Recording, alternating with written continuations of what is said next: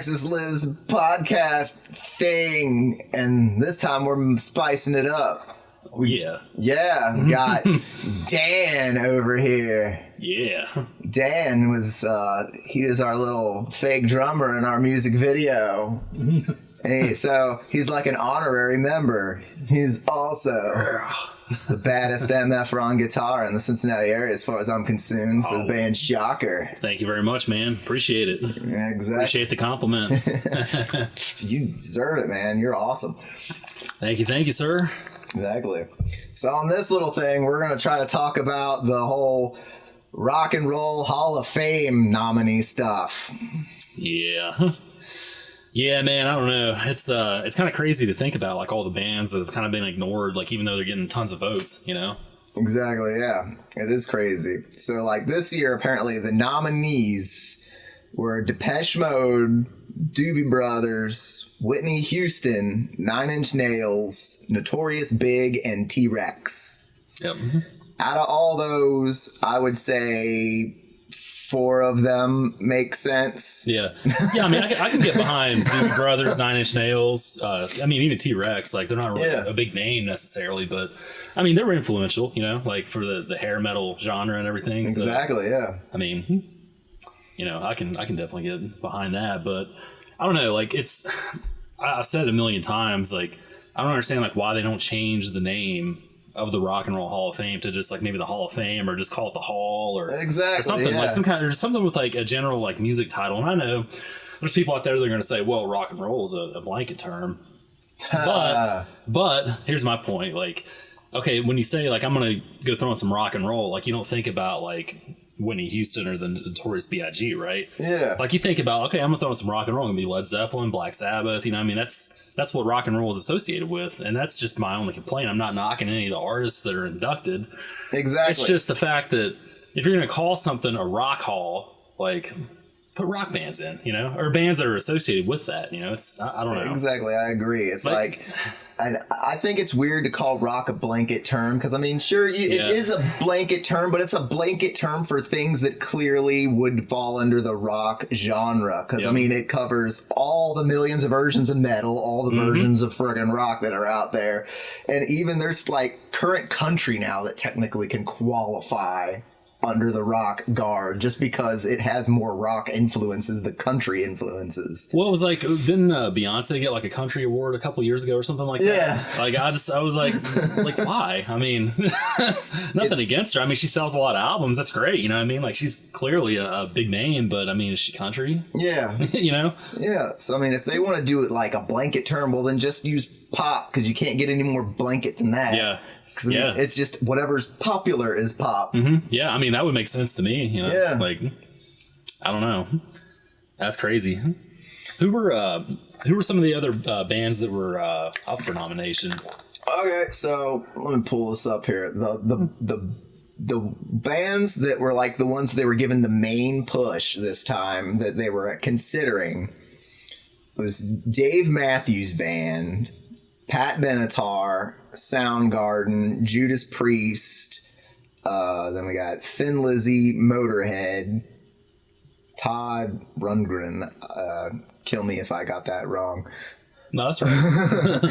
And then you got and then Rufus featuring Shaka Khan, Kraftwerk, and MC5 were the ones that were also up with the guys that won.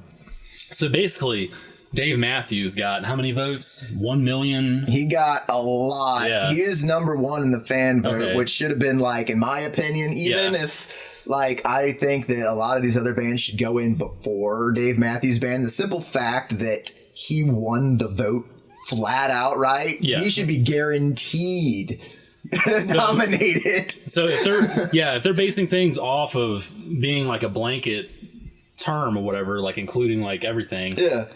And they have a voting system, and Dave Matthews clearly killed it. Like, he beat everybody out. So why would they not be inducted? You know what I'm saying? Like, why would they not get the nod? I mean, if you're going basically off that of who's the most popular, like, you know, if you're going to debate, like, well, I mean, you know, Judas Priest isn't as popular as Whitney Houston. I mean, not according to this chart, though. I mean, clearly Priest got more votes than Houston, but exactly. I don't know. Like, it's beat her by a little over like 100,000. Yeah.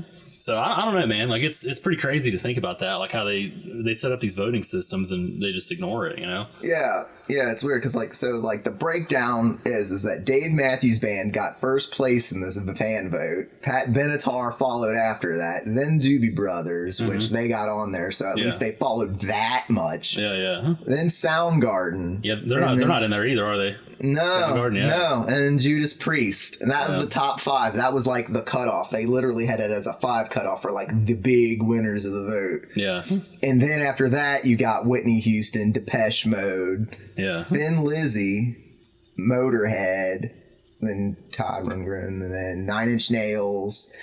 Is like 9 Inch Nails, T-Rex, Notorious Big are like at the bottom of the list with Shaka Khan, that's crazy, man. And what breaks my heart, MC5.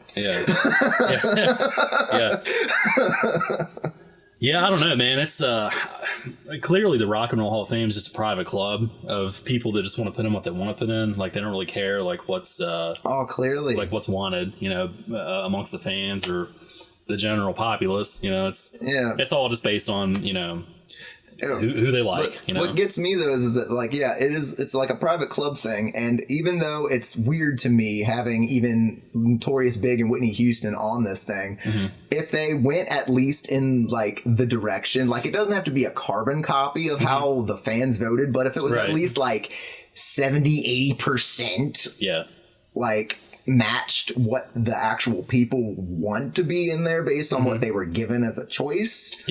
Then it wouldn't be as bad, because even though I disagree with Whitney Houston and them even being on here, at least it's a what the people want thing. I mean, if I had my way, frickin' MC5 and Motorhead and Thin Lizzy be all up there.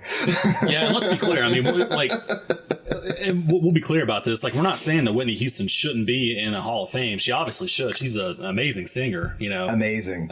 I love Whitney Houston, but I'm just saying, like, if it's a rock hall, if you're calling it the Rock Hall, the word rock, like exactly, you don't choose Whitney Houston to listen to if you say like, oh, let's listen to some rock music. Like it's just not.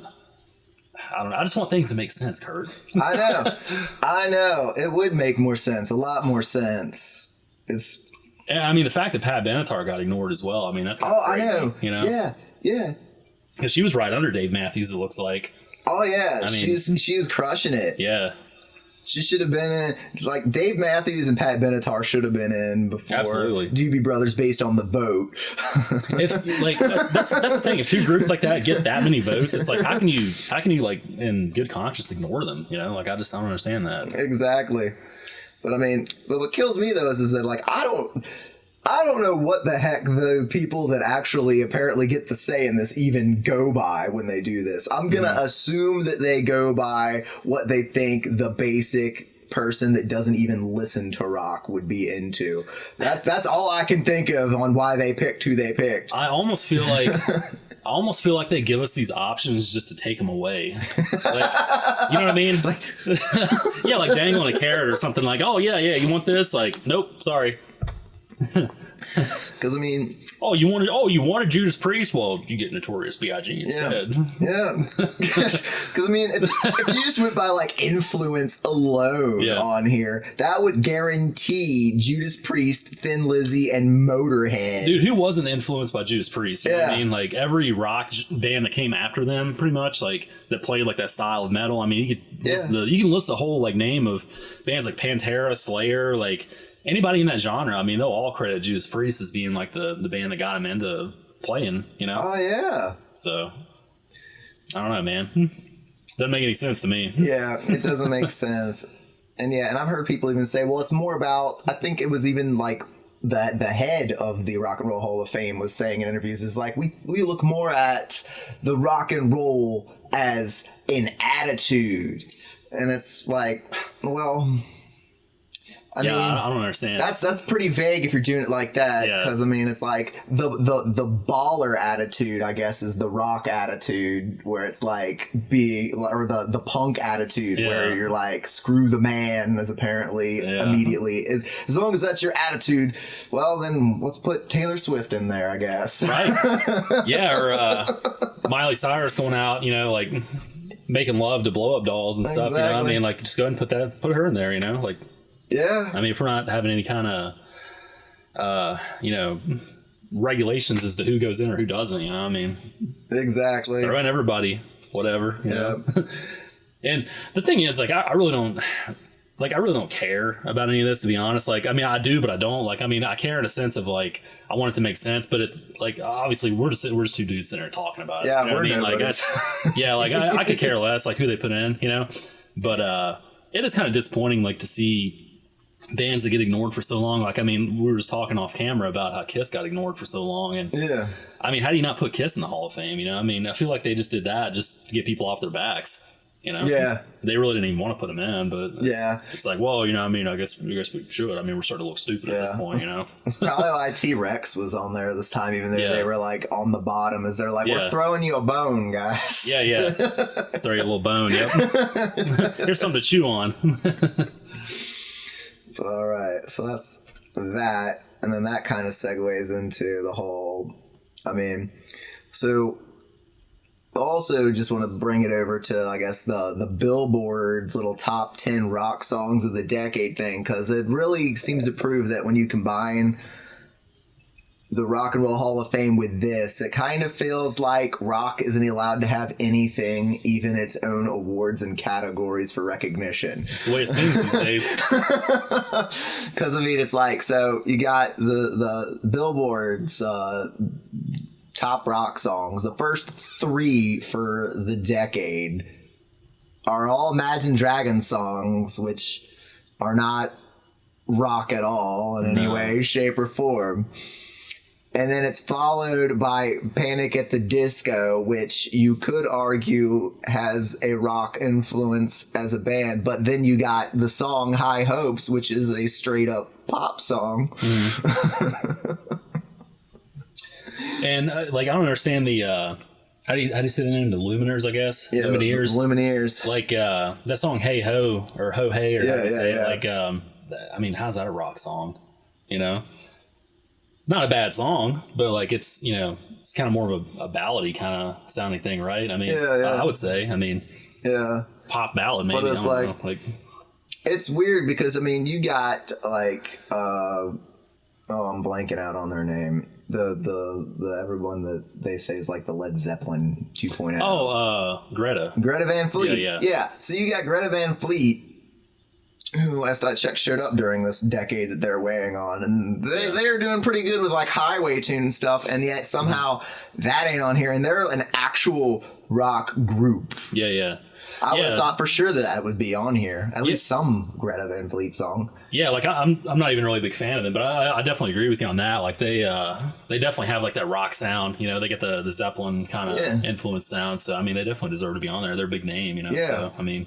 Yeah. So I'm surprised that you don't have like them or Ghost or even Ghost. Like, yeah. And. Like, you got bands like Five Finger Death Punch that are freaking huge. I can't believe that they somehow didn't sell enough to be considered, like, a top song of the decade type band. Because, I mean, you can't escape them. They're, like, the hard rock band right now, it seems. Yeah. They're pretty much the Nickelback of this generation. Yeah. That's what I was thinking, but I wasn't going to say it. But you did it. Stole the words.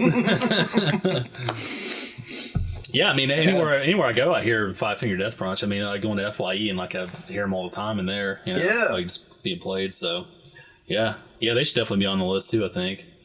I'm trying to think who are some other big big name rock acts right now. Well, I mean, I know you got like Stone Sour is still big and popular, still going, with like Slipknot following that too. Mm-hmm. They're pumping out stuff. I guess crazy. Yeah, Slipknot. They're still a pretty big name.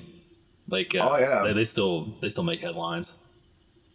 That's kind of the problem though. Is like there's not really a lot of like big name rock acts. Like, dude, there's a ton of metal and rock acts out there in the world. Like, I mean, if you get on YouTube or anywhere you listen to music at, I mean, you can search and you can find great metal acts all around the world. Like, you know, Europe, Brazil. Like, I mean, just tons of bands that are putting out great material right now. But you're probably not going to hear about them because they're not really getting like an opportunity to break through and crash through to that next level. You know, I mean, it's hard nowadays. Yeah. It's hard nowadays, especially like with the market being so oversaturated with everything now. Like everybody's got a YouTube channel, everybody's got this, everybody's got that. It's like it's hard to differentiate and like separate yourself from things. For sure. That's the way I feel about it anyway. It's hard to stand out. Is what I'm saying. Oh, it's real hard to stand out. It's like, and it's hard to stand out. But it's at least easy to get on the platform. But because of how easy is why you can't stand out. Yeah. So you have to like push and pump and prod until, people start stumbling onto you. Yeah. Yeah. And I don't know. It's kind of unfortunate too. Like when you go on, you can see like the stuff that's got the most views on YouTube and stuff. It's generally something that's kind of low IQ, I get you. You know what I mean? I get you. Yeah.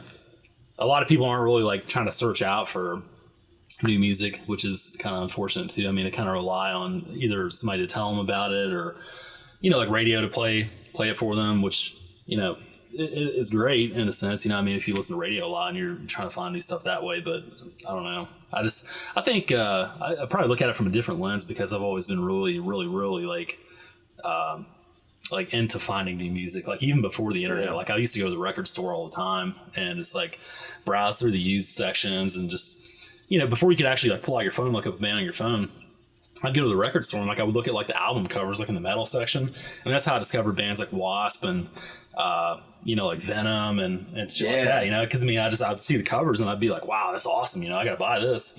So I did, and I got into it. And that's really kind of what motivated me to start playing guitar in the first place. Just discovering new stuff. Indeed, getting into it. Yeah, it's actually surprisingly really hard to find new music on the internet if you were to just try to, like, you can find it on Spotify if you just click a bunch of people that hardly have any followers or anything. But, like, if you wanted to do, like, a search and you just typed into Google, new bands 2020, and then hit enter. Yeah. A lot of the time it'll bring up stuff that was big in, like, the early 2000s. Yeah. And so it's like a lot of guys that have been around for a few decades, and you can't really, and it's hard to find any of like the new bands. And like, there'll be a minute where I think I do, and it's a super group. Yeah. Yep. No, you're right, man. That's 100%. Yeah, it's crazy to think about, like I think one of the best ways to find music like nowadays, just my opinion, I'm sure a lot of people do this though, but like, like you'll have like your YouTube list of like stuff that you watch and listen to on YouTube, and the way I find a lot of new bands is like I'll be listening to something and like it'll have like the side scroll, like on the side, and like it'll give you like related bands that are like kind of in that same genre or maybe sound similar to this band, and like I'll always go through and I'll click them, just to hear them, if I got the time. So I think that's a really good way to discover new stuff. Oh yeah, or at least the best way that I've found anyway. No, that's good. I know. I'm so terrible at names, it's driving me insane. But I know that there's this one hair metal band that I found because they just randomly were pushed my way. And they were amazing. And it was like, they'd done a handful of songs, and I even showed them to you when I first saw them. I was like, you gotta check these guys out. You already seen them already, apparently by that point, but I can't remember who they were. I'm trying to think. What I'll do is I'll probably like flash a card up here or something, so that, because I'll find it and I'll put it up there. I might even flash a picture of it up here of who it is. Yeah, it's killing that I can't remember, but they were awesome. Yeah, really, really good. Cool. And they did like really old school 80s style music videos with it. Like, because one of them was like they were like working out and stuff like that, and they were all fighting over the chick. I do remember you sending me that. Now, what is the band like Crazy Licks or something like that? Yeah, that's it. Okay, Crazy Licks, yeah. Oh, dude, like that can bring us off on a whole other subtopic here of like the bands that are coming out of like the Sweden area, like and like just Europe and everywhere like that. Like they're like Crazy Licks, like Crash Diet, Hardcore Superstar. Like, dude, there's so many good bands coming out of like that general region. I mean, they've been coming out for a while now. Like, I mean, I'd say like that resurgence is over 10 years old now. Like Crash Diet's always been one of my favorites, like coming out of that area. And I think Lordy, they're from around there too. You know who they are, right? The guys that wear like the monster costumes. Oh, okay, yeah. They get a lot of shit from people saying like, "Oh, you guys are Gwar ripoffs," but I mean, they're nothing like Gwar, dude. Like at all. How dare you dress in a costume, you Gwar, Slipknot, wannabe, mushroom head. That's the thing. That's the thing, dude. Like, anytime you do something that's like vaguely similar to what somebody else has done, like all of a sudden people are calling you a ripoff or a con artist. Yeah. Which I think is stupid because everything under the sun's been done at this point. You know, the only thing you can really do is just kind of put your own flavor to it, you know? Like, how dare you use a guitar, you dumb minstrel ripoff. Yeah, it's goofy, man. I don't know. Like, I mean, I wear eyeliner on stage, and I mean, like, somebody could call me an Alice Cooper ripoff, you know? Like, it's... which I'm heavily influenced by Alice Cooper, but, you know, it's... I'm not trying to rip anybody off, you know? Exactly, man. That actually is what's crazy, is because it's like... That reminds me of how... A thing that I've been seeing a lot lately is people suing people over having similar chord progressions, or even when the chord progressions aren't the same, they come up with this malarkey mumbo jumbo BS of how it has the same feel as the other song's chord progression, even though it's a completely different one. Yeah. And it's like, man, the second you start doing that, literally everybody can be sued by anyone, because there's only so many combinations that sound good. But there's so many infinite numbers of things you can do on top of a chord progression. Absolutely. And so it's like, unless they're literally have the same vocal harmony going over top of the chord progression with the same lead lick on it, unless that's happening, I don't see what the heck the point is. It's like saying you copyright the word banana, and anybody that says it owes you frickin' $100. Yeah, I think it's silly. I mean, you can listen to something and you can tell if it's a total ripoff or not, you know? Like, if somebody just has something that's like a somewhat similar chord progression, who cares? You know, like, if they're doing their own thing with it and making their own flavor, like, just leave them alone, you know? Yeah. If they're not stealing your lyrics or whatever, just who cares, you know? Yeah, it's weird, because it's like, as a person that makes music and stuff, it's like, I understand wanting to protect what's yours, but at the same time, it feels like it's a little crazy going after people over everything. Yeah, it's a bit overkill. You're right. It's like it hurts music too, because it's like, a lot of the time the reason stuff like that happens is because people are influenced by people, and literally the only way you get to where we are in music is by everybody taking something from somebody that did it before, because you're only as good as your influences allow you to be. Yeah, I mean, like I just mentioned Alice Cooper a little bit ago. I mean, you can go back and you can look up like Arthur Brown, you know, like he came before Alice Cooper in like the mid 60s.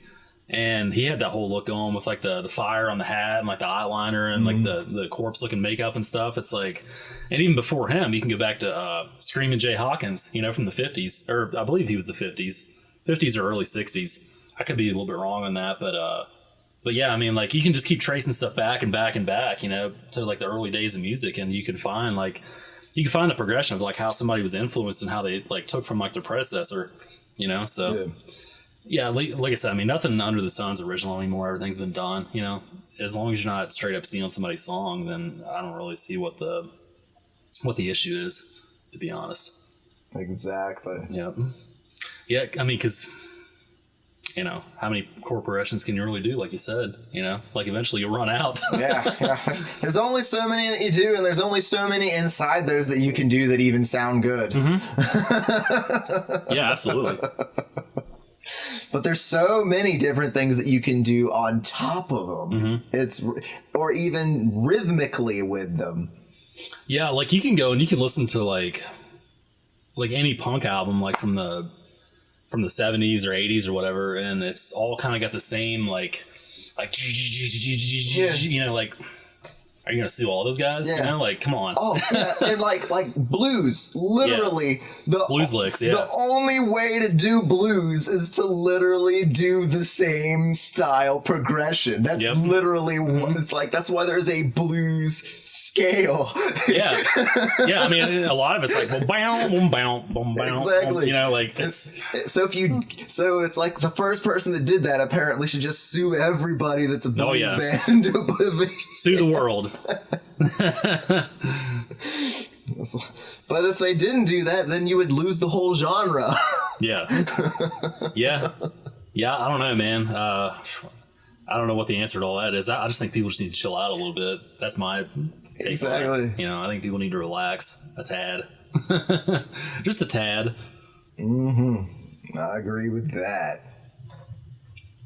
So I guess we could probably take this moment to actually talk about, Shocker as a whole right now. Talk about your band, your passion, your love.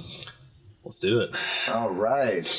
Yeah. So how many years have I had Shocker going now? Like, I started playing music like in about 2006-ish, but we weren't Shocker at that point. Like, we started off as, what did we start off as? I want to say it was, I don't even really remember what the first name we came up with was, but I remember after that we kind of evolved into Death Trap. It was like the first actual name we were using, like doing shows. We had another one before that, but I don't remember what it was called because we never actually gigged out with it. But after Death Trap, that kind of evolved into Death Sex after a couple of shows.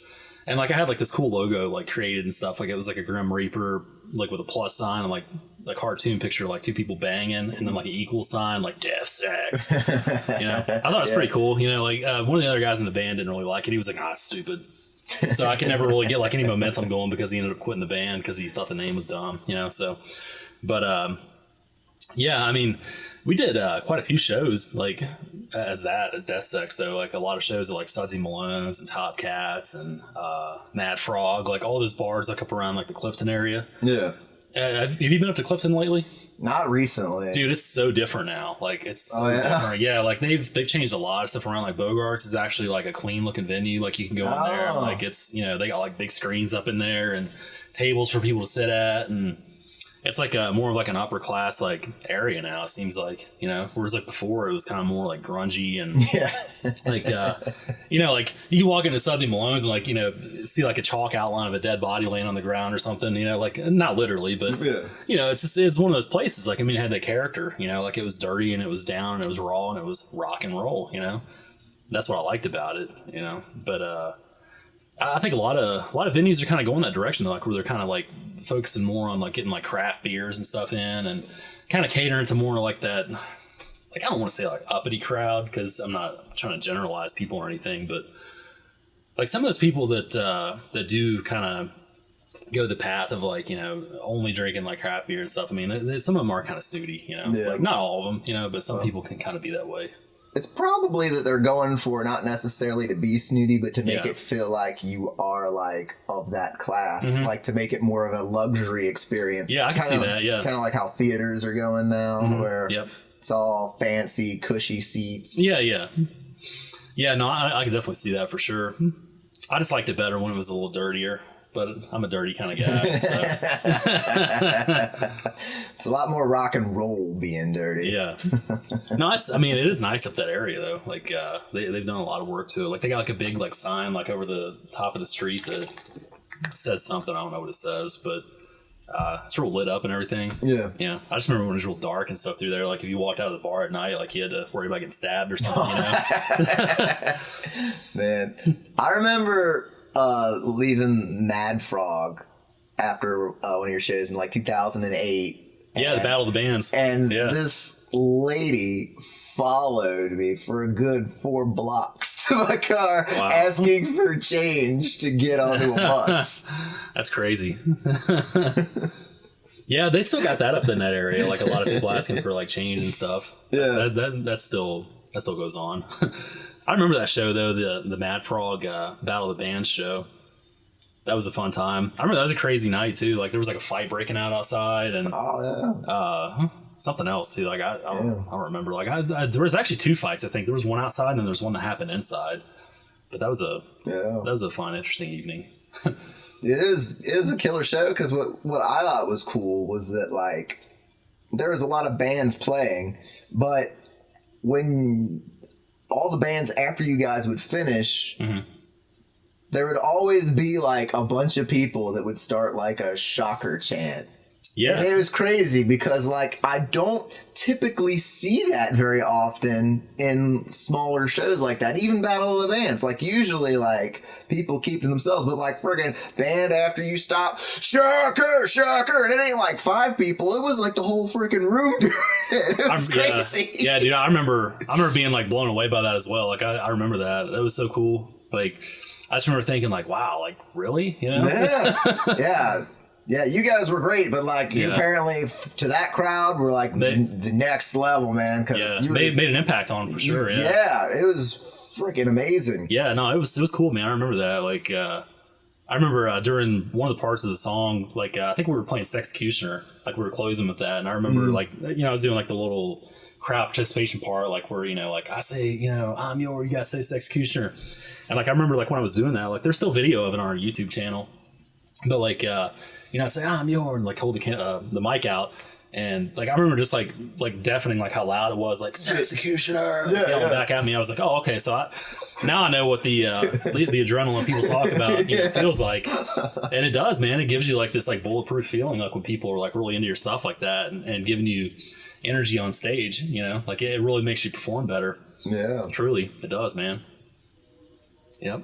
Yeah, it was kind of a shame that the things went down with that show the way it did, because like you said, I mean, like we were getting like chants and stuff, and I remember like the way they judged it at the end of that Battle of the Bands is like they would like name each band or whatever, and like whoever got the loudest like crowd reaction like is who won basically. And they went through like the list so quick. They were like, what about this band? They would give like 3 seconds, and like go to the next band. It's just like, come on, man, it's like you guys already figured out who's gonna win this. Like you're just going through the motions here of doing the test with the crowd. I would be surprised if they had like a little freaking switch of like crowd noise and just fucking hit play to make it louder on certain people. Yeah. Oh, it wouldn't surprise me, man. Like I've played some shows over the years like where some people have done some dirty stuff, like turning down like the mic volume and stuff. And that stuff really does happen, unfortunately. Like I've never understood that concept of doing that to a band, because I feel like if you're not able to go up on stage and you're not able to perform with the bands that you're up on stage with and you're worried about them outshining you, like you shouldn't be up on there. You shouldn't be on stage, I don't think. Yeah. You should never try to screw another band over.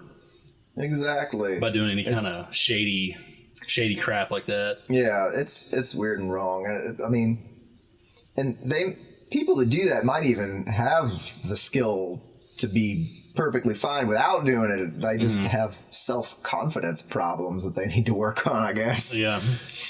Yeah, I would imagine that might be some of it. Yeah. It's like bitter jealousy for some reason, or envy. Yeah. Yeah, I don't know, man. I never understood it myself. Cuz I know I've talked to you about this before, but it's like I want like bands to give it the best, like when they go up on stage, like because the better another band does, like say if we're playing after them, like the better they do, the more it's going to motivate me to go up there and do better. Oh, exactly, for sure. I mean, I always want to give it 100% when I go on stage, but it's like, the fact that like another band's like really like trying and like putting in effort and really crushing it, like that's going to make me want to do it that much more. Yeah. Plus, I mean, it gives you like a measuring stick where it's like, okay, well, we need to be like double what they just did. Yeah.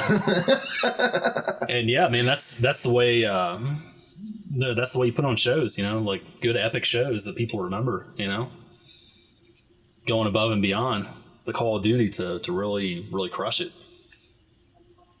It's, I don't know. It's cool though, man. Like, getting out and getting to know like other bands. I mean, I've only had like a couple of bad experiences with bands doing that. Like most of the bands that I've played with, it's been pretty good experiences where everybody's encouraging to each other and they want to see the other band do good. Like it's only like rare occasions, like when you'll have like a band act childish like that. Yeah. It's not like real common or anything. It's just it does happen sometimes though. So be aware if you have a band. Yeah, lots of drama. Yeah. But you should definitely try to not be the one causing it. No, definitely not, because I think people remember that too, or at least I do. Like I remember the bands and the people that were, kind of assholes to me, Yeah. And I keep like a little log in my brain, like I write it down, I don't know about them, So. Yep. That's definitely what I try to do. Try to keep a mental list in the back of my head. Absolutely, man. I mean, you have to, it's not worth, to me at this point in my life, like after having played music off and on for like 15 years, it's like, I'm not really feeling too keen on like putting all this effort into like promoting a show and going out and like hauling gear and doing it and all that stuff just to have somebody, try to sabotage you. It's just, who's got time for that? Exactly. Got enough problems to worry about, like your sound man having an okay time getting his equipment to work. Yep. Oh yeah, that happened to you guys, didn't it? Yeah, you'll have that too. That's it was a new system apparently that he wasn't aware of. And the people that supplied that system got screwed by that venue. They fired them after they set up a new sound system inside that place. Yeah, that happens sometimes too. Sometimes the sound is accidental, like sometimes it's just, it's technical glitches, Technical glitches. It's nobody's fault, it's just things happen. It's the way it rolls.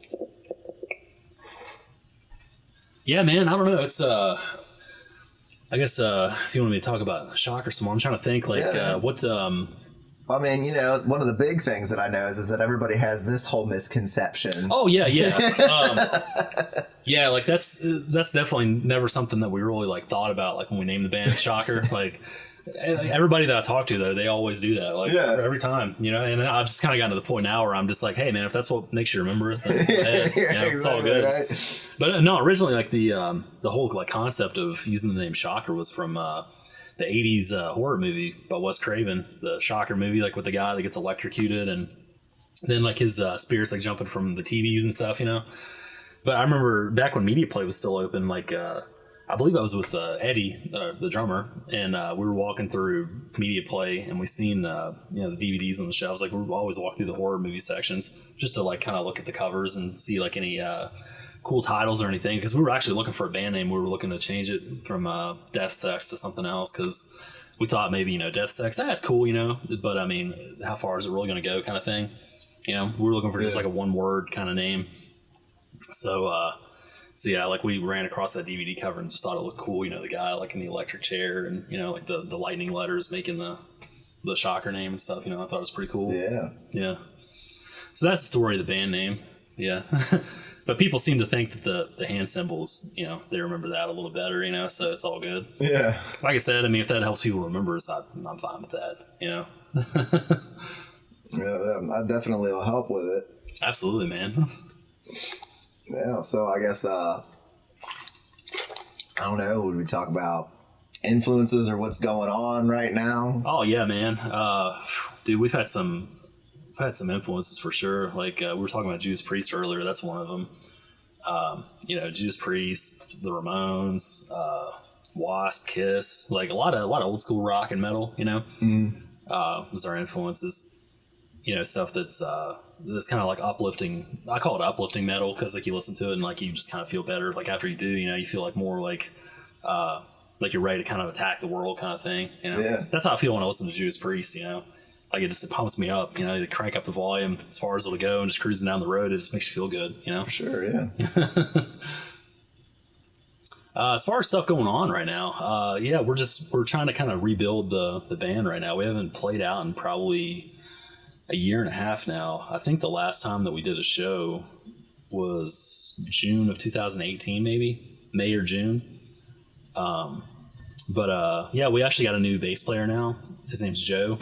And it's working out great. Like it's everything's flowing pretty well right now. So right now we're just kind of looking at getting some stuff booked, finding bands to work with and that kind of thing. So we're fixing to get back out there and start hitting it hard again soon. Cool. Yeah. Got any new songs or anything, or is it pretty much? I'm working on some stuff. Yeah.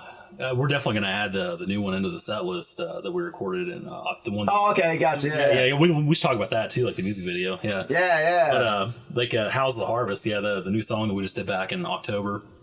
That's going to be in the set list. But that's really, as far as right now, like that's probably the only like real new one that's going to be in the set list. We are working on some new stuff. Writing with the new bass player, he's brought in some cool like riffs and stuff like on the bass, and nice. We're working on that right now and trying to kind of like structure it, and I'm trying to put some lyrics to it, and, make it into what it should be, kind of build it. build upon, and we'll have some new stuff here soon. But I got so many like notebooks full of like songs that I've written and like stuff that has like music to it and everything. It's just a matter of sitting down and like actually like structuring it all, you know, like a lot of it is structured, but you know, just I don't know, it's one of those things like in due time, you know what I mean? Like it just takes time to put all this stuff together, and I mean, you know better than anybody, you know what I mean? It takes a while, you know, to get all this stuff kind of structured and put together. Yeah, it takes a lot of time. Absolutely. Yeah, man. So yeah, we should talk about the music video experience that we did. Yeah, that was a good time where we set up all that stuff in your side yard and everything. Yeah, it was pretty cool, man. Like I actually had I had a bigger idea in mind for that video. It's just time was kind of running out on me. Yeah. So I kind of wanted to get something together like before Halloween hit, because I'd always kind of wanted like something that would be like a Halloween anthem. Like for that time of year. I mean, I've written stuff that's like about like, you know, horror movies and, you know, the Halloween kind of time of year, like End of the Night. That's kind of like about a slasher, you know, like stalking chicks at night kind of thing. But, you know, actually I wanted something that would be like you could listen to it and you could hear the lyrics and you could pinpoint like what it's about. You know what I mean? Like each line is kind of about like either like a horror movie or something about like the actual season of Halloween, like the Celtic holiday, you know what I mean? Like it all kind of flows together pretty well, I think. But yeah, I always thought that'd be pretty cool. So, but yeah, no, it was fun doing the video.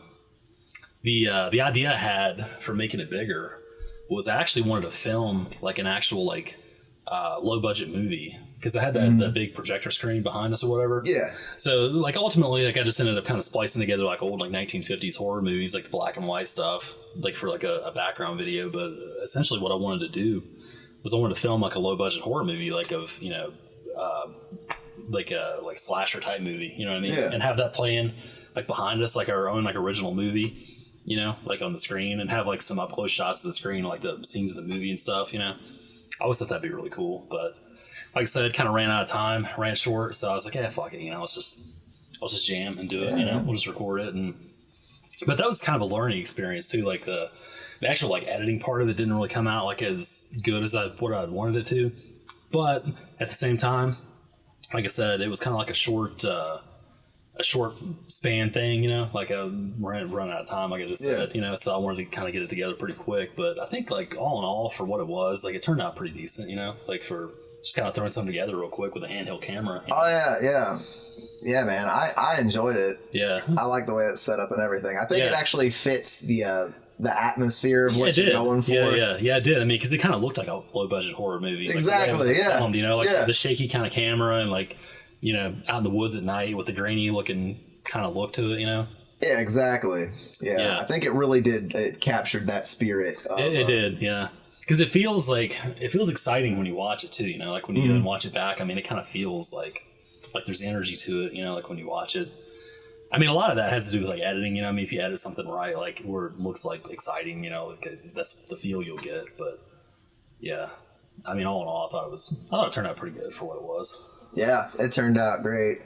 I thought it was funny though how like I couldn't even tell how many there were because I was getting hit with so much lights while it was being filmed. Was like you had that real bright light on you. Yeah, exactly. Like I think it was maybe 3 girls I think showed up, and we're just kind of sitting on the sidelines the whole time. But I was like thinking I would have thought for sure you'd get like at least them in there somewhere, but I guess they just wanted to spectate for a few minutes. Yeah, they left too soon. Like, they showed up, just watched for a little bit, and then they were just like, "All right, we gotta go." You know, all right, see you. You know. Yeah, I think that would have been a pretty cool addition to the video to have like set up something like a little like. Actually, they probably could have done it on the stage risers. Like, could have had like one on each stage riser, and just kind of had them like dancing to the music or something. You know, that'd have been pretty cool. I think. Yeah, I didn't think about that till just now. That'd have been neat. There you go for your next one. There's always next time. Exactly. And the next one will be even better because you got some experience under your belt. Yeah, well, I mean, that's the thing too, man. Like that I've thought about as far as you know, after recording that video, like I've thought about like, you know, like there's so many things that like I know that I did wrong that I can correct and do better next time. You know, like as far as everything goes, like lighting, editing, like whatever, you know. I see like the mistakes that I made, and it's always good to do that. It's always good to kind of reflect on that and look at it and say, hey, you know what, like, yeah, I did all right this time, but like, how can I improve next time? Improve upon this and make it better and better. You know, that's always what I'm trying to do. Like from a creative standpoint, with music anyway. I mean, I always want to write better songs. I want to perform better. I want to have better videos. Like, you know, you should always be striving to be better. You know, like if you're not waking up every day and feeling the need to attack, you know, like if you're playing music, like I don't know, I think you're in it for the wrong reasons personally. But again, I mean, to each their own. You know, people that just want to do it and have fun, that's fine too. You know, I mean, I'm not knocking that by any means. You know, like that's great if that's what you want to do. But I don't know if you're like the way I look at it. Like if you're gonna put in all this work, like to making videos and producing albums and everything like that, like I don't want to waste my time doing all that if I'm not doing it to be awesome. You know, so, exactly. Yeah. But that was a really cool experience too. Like as far as the album that we recorded, we went to a studio in Dayton, Aztec Studio, and the guy that basically like produced the album, his name's Ron Pease. He's got an awesome studio up in Dayton. I think I posted some pictures and some video of it, but the room's like real big, like that you record into. I mean, it's 3 levels and just really nice studio. So that was a fun time. We basically recorded that over a span of 2 days. I think we did all the music in one day, and then the next day I came back in and just did like the vocals and stuff. So knocked it out in 2 days, and then like the following week went back up and just mastered, you know, mixed and mastered everything. So it was a pretty smooth process. Yeah, I bet. Yeah. And then even to be able to do that proves that you guys know how to do your shit, because you cannot do that if you don't know how to play your songs. Yeah, man. I'll be honest, it took it out of me, like doing it like in such a short amount of time like that. Yeah. Because I can even hear, like when I listen to the album back, like there's certain songs like where I can kind of hear my voice like kind of dying out on me a little bit. Yeah. I mean, you got to do several takes like when you're recording vocals, you know, and you got to go through and you got to redo and like do backup vocals and everything like that. So I mean, I probably spent like a total of like 10 hours like in there just like busting out like vocals, you know? So by the end, my voice was just like a dying cat. I was like, you know? Yeah. Yeah, what I think for sure, next time you do it, you could probably do it the same way, but totally, I would try to get as many vocals as you can recorded yourself.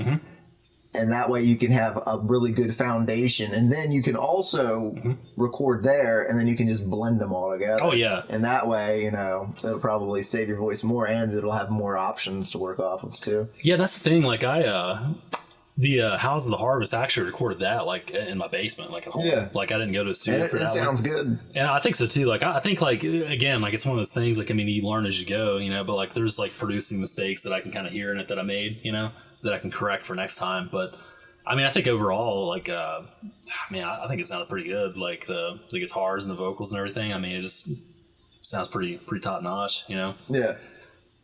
I was happy with how it turned out. Cool. For a first time, like, I don't know. I wouldn't really say it's like first time producing, because I mean, I've been messing with recording programs forever now, like for 10 years. But you know, just getting it to the point to where like you get it to where you want it to be. It's kind of a satisfactory feeling. Because it's kind of hard to get to that point sometimes, like to learn all the tricks in some of these recording programs, because, you know, you can't just, a lot of people think like, okay, like you get a Pro Tools program and you can just plug in and play and just sing and that's it.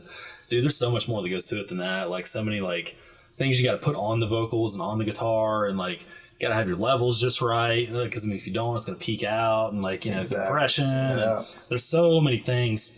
Yeah. And so many things you have to look at. Yeah. You know? And even mic placement. Dude, is mic placement. Huge role. Yep. Yeah. Like I remember originally, like, because I was going to try to record the Shocker album like myself, like before we went to the studio, but we couldn't, like at the time, we couldn't really get it like right. We couldn't get everything lined out right. But I'd actually built like a wall that I was going to put like around like the vocal booth or whatever, like these like wooden wall things. And I put like carpet, like layered like thick carpet like around like the wooden walls, and like the vocals turned out sounding really good like using that. But I actually didn't use that for the next round of vocals that I did like on House of the Harvest, because I actually bought one of those things that, like you can screw into like the mic stand, and like it kind of builds like a barrier around it. Yeah, those things are I got cool. one of those, those things are convenient as hell, man.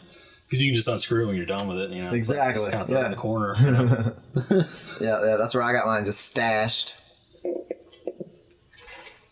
Yeah, man. Just pull it out. You were telling me about some new songs you got going. How many ones do you got? It's gonna be 3 new songs. Yeah. And so it's gonna be. I actually played one of them at your little album release show, Sons of War. Okay, I remember. Yeah. And that's gonna probably be the next one that I'm gonna be putting out and stuff like that. And then I got 2 more songs that are Close Your Eyes, which I think I actually sent you like a little, like a rough mix version. Yeah, you did. It was the one that was kind of more like mid-tempo, right? Yeah. I remember that one. Yeah. Mm-hmm. Yep. Yeah, and then I got another one is called Stop, Drop, Reload. Mm-hmm. And I got those, and I'm just now finishing up preparing them to get mixed because I'm like making sure that there aren't any weird clicks or pops or anything in any of the recordings. That's a bitch too. that is literally the most unfun, but you gotta do it part. Mm-hmm. It's like it's a ball tracking the stuff. Yeah, that's the fun part. But after that, it's like a drudging, just nonstop, freaking anal retentive listening to every single track all the way through to make sure it ain't bad. Dude, yeah, I'll tell you what, man, the mixing part of recording it's time consuming, you know, like we were saying before. I mean, you can bust out the music and the vocals and stuff pretty quick. Mm-hmm. That's not the hard part, you know. I mean, getting it right it's tough, you know, but I mean, it's not the hard part. Going through and editing everything and getting the sound just exactly the way you want it. I mean, that's the test of patience, I would call it. Yeah. Oh yeah. Yeah, man. It's fun though, you know. It's all part of the experience of being a musician, I think, you know. Yep, exactly. And you know, I'm doing this stuff just to try to get stuff in gear too, because I'm trying to just make a big content build and stuff like that. Dude, too, to get it ready. I think it's brilliant, man. Like, I've wanted to do start a podcast forever, but I've just been too lazy to do it. Like, I'll be honest, you know. It takes a while to set this stuff up, does, so man. I don't blame anybody for being like, oh no, it's a little much. But I mean, that's that's the thing. It's like I've kind of struggled with that for a while, like as far as like what to do, like what to post on the YouTube channel or the Facebook page, like as far as content to get people like engaged into what you're doing. Because I mean, as a band, it's like, you know, you can go out and you can play shows and stuff, and that's how you build like your audience. But at the same time, it's like I would like to be more interactive too, you know, like get people like kind of involved in like what you're just like creatively as a person too, you know. I mean, I think that's pretty cool. I think that's how people connect, like nowadays anyway. Like, it didn't used to be like that before the internet, but like I think now, like almost like it's almost like a thing you kind of have to do, like if you want to be connected with people.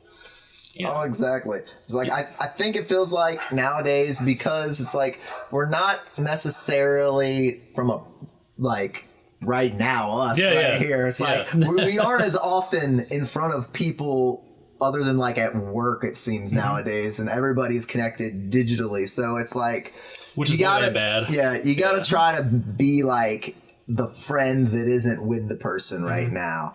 And that's what this is. It's pretty much just like getting to know the inside of this noggin. And hopefully you like me.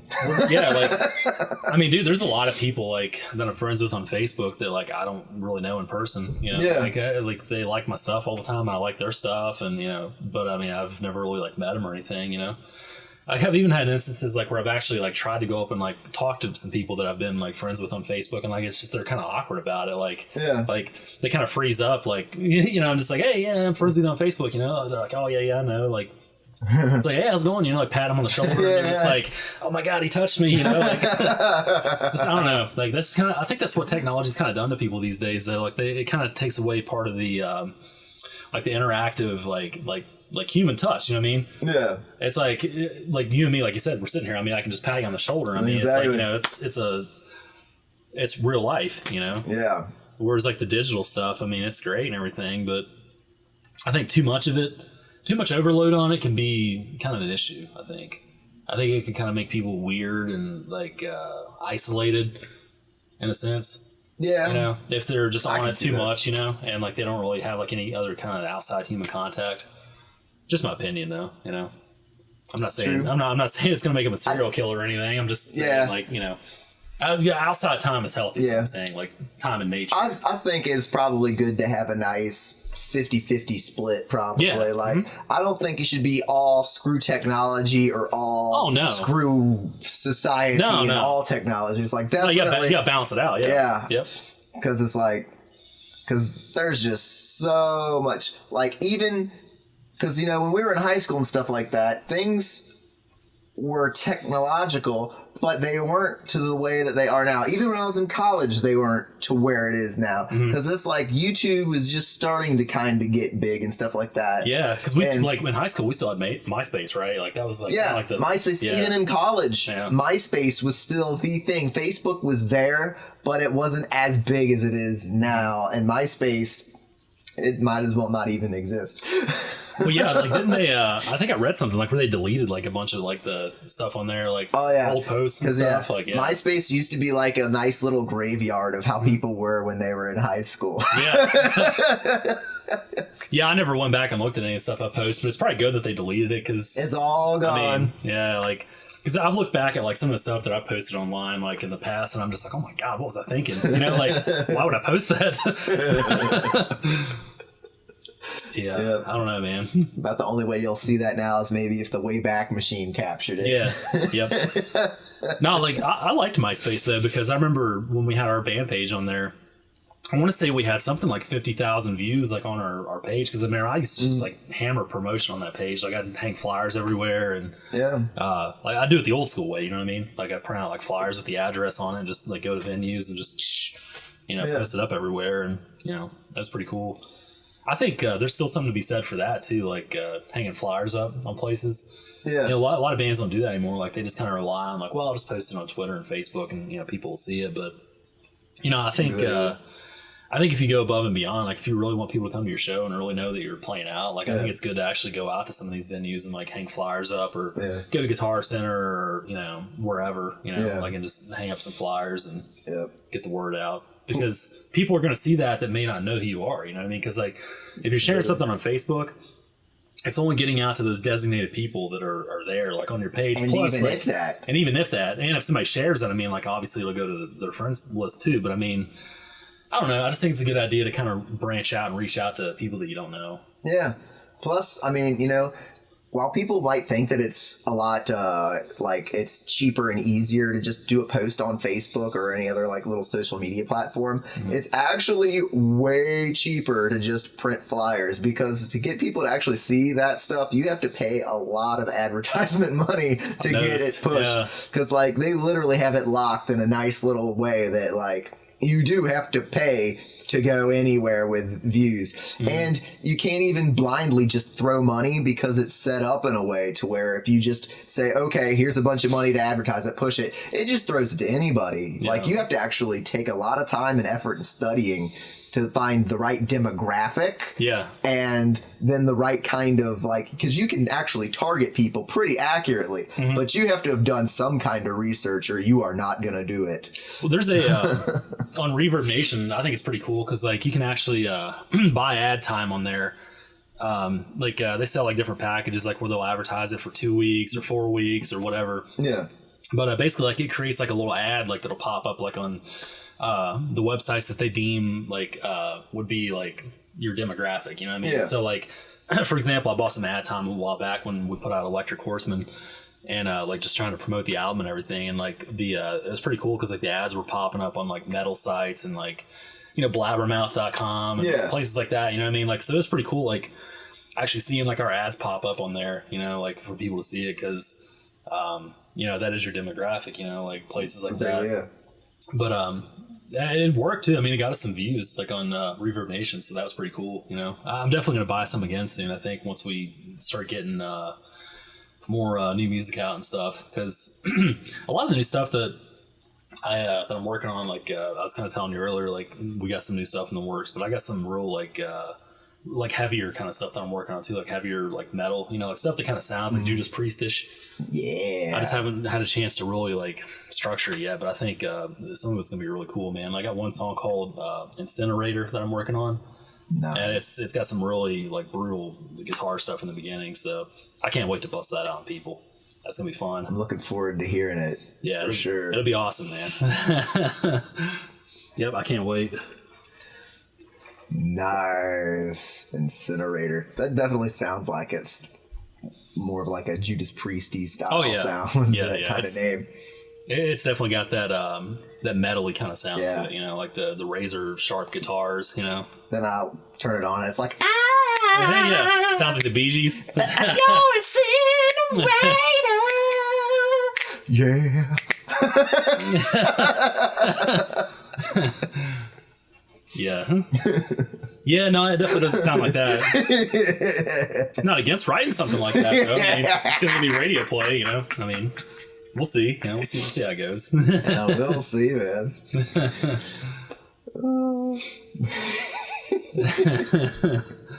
There we go, killing my flow of thought with that. I'm starting to feel jacked up now after having this all that gigantic caffeine, coffee, dude. shoving. Oh, yeah, man.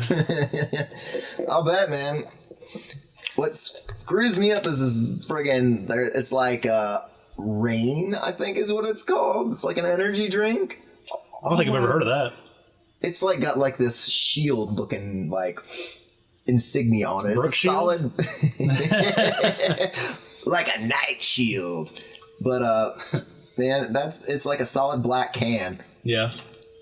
That stuff's got enough caffeine in it to friggin' kill a horse 10 times over, I'm sure.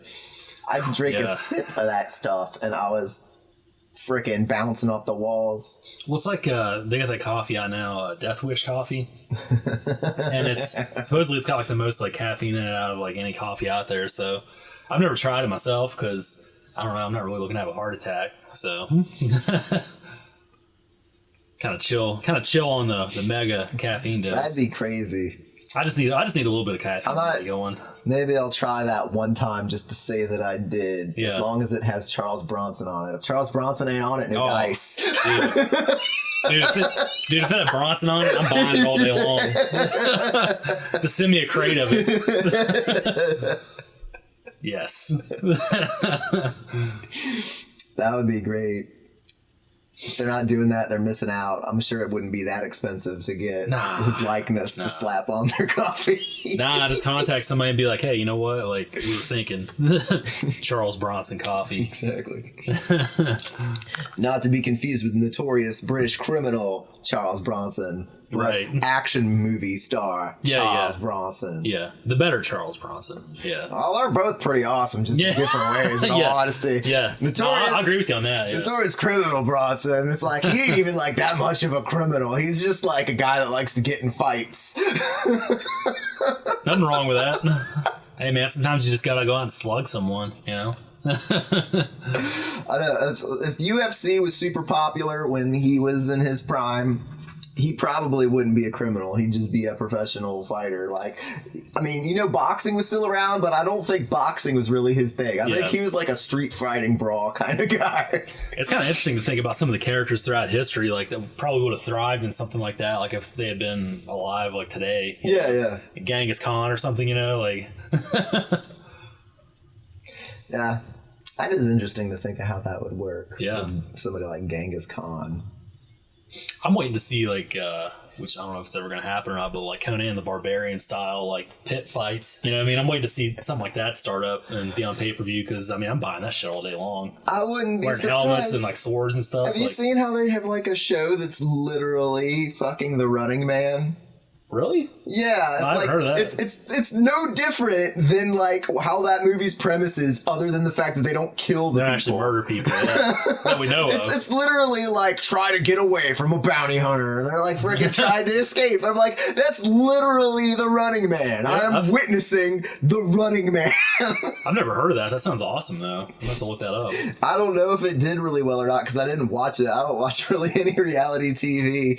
But God, why would that? But I saw why would that not do well? I've seen commercials for it. I'm sure it would have done Yeah. well, but it's like literally people that are trying to be like pretending to be fugitives and doing stuff to try to escape being caught by people. And it's literally frickin' Running Man. That's awesome, dude.